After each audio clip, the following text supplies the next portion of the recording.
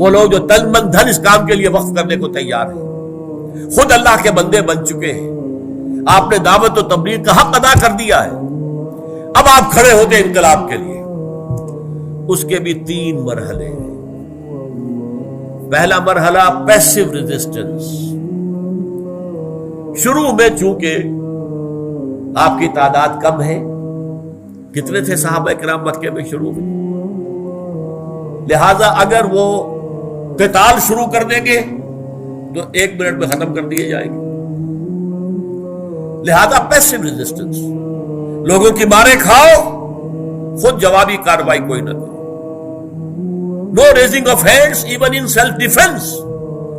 12 سال تک مکے میں حضور کا یہ حکم نافذ رہا، وہ تمہیں مار دیں، قتل کر دیں، تمہیں زندہ جو ہے جلا دیں، جو چاہے کریں، جھیلو، برداشت کرو، تمہارا کیا جاتا ہے، جنت تمہاری منتصر ہے، جان گئی اور سیدھے جنت میں پہنچ گئے، تمہارا نقصان تو کوئی نہیں۔ لیکن اگر تم وائلنٹ ہو گئے تو ابھی تو ہماری طاقت بہت کم ہے، اگر انہیں یہ جواز مل گیا یہ وائلنٹ لوگ ہیں، یہ قتل کرتے ہیں، یہ کرتے ہیں، تو پھر تو وہ ہمیں ایک دن میں کچل کر رکھتے ہیں۔ We have to buy time, and to buy time it is necessary. Passive resistance، صبر کرو، جھیلو، برداشت کرو، کوئی جوابی کارروائی نہیں۔ نمبر 2، جب آپ کی طاقت کافی ہو جائے تو اب آپ چیلنج کریں معاشرے کو، ایکٹیو ریزسٹنس، چھیڑے نظام کو کہیں سے، اور اس کے نتیجے میں پھر تیسری اور آخری منزل آئے گی، پھر قتال، جنگ۔ حضور کی سیرت مطہرہ کے اعتبار سے یہ 3 مرحلے جو ہیں آپ کو اچھی طرح سمجھ لینے چاہیے۔ پہلے 12 برس تک کیا کام ہو رہا تھا مکے میں؟ جہاد ہو رہا تھا، جاہدوا فی اللہ حق جہادہ، یہ تو مکی صورت ہے، سورہ حج جو ہے مکی ہے، سورہ عنکبوت ہم پڑھیں گے پھر آگے چل کر، مکی ہے۔ وَمَنْ جَاهَدَ فَإِنَّمَا يُجَاهِدُ لِنَفْسِهِ، اور اسی میں پھر وہ لفظ آیا ہے وَإِنْ جَاهَدَاكَ لِتُشْرِكَ بِي مَا لَيْسَ لَكَ بِهِ عِلْمٌ فَلَا تُطِعْهُمَا، اور آخر میں آیا ہے وَالَّذِينَ جَاهَدُوا فِينَا لَنَهْدِيَنَّهُمْ سُبُلَنَا۔ تو جہاد تو ہو رہا تھا مکے میں، لیکن وہ جہاد کیا تھا؟ پہلے اپنا نفس کا تزکیہ، اپنے نفس کو قابو میں لاؤ، دعوت اور تبلیغ پہنچاؤ لوگوں کو، اور پھر نمبر 4، کوئی جوابی کارروائی نہیں کرنی، قتل کر دیتے کرتے۔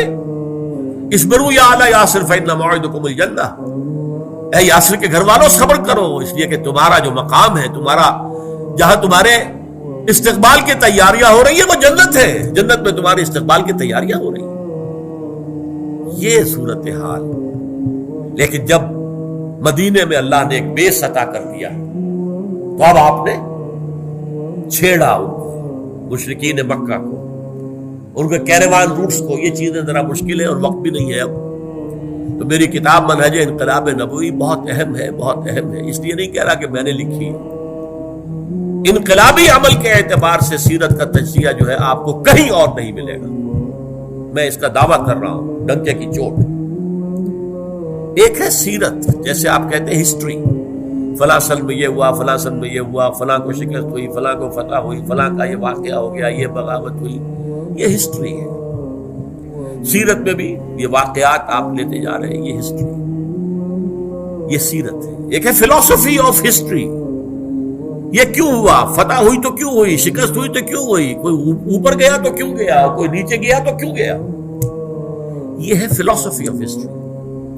تو سیرت اور ہے اور سیرت کا فلسفہ اور ہے، فلسفی آف دی سیرہ۔ تو میں دعوے دار ہوں اس بات کا کہ میری کتاب منہج انقلاب نبوی یہ فلسفہ سیرت کے اوپر کتاب ہے، واقعاتی اعتبار سے بھی ہے لیکن اس کا تجزیہ ہے فلسفیانہ انداز میں۔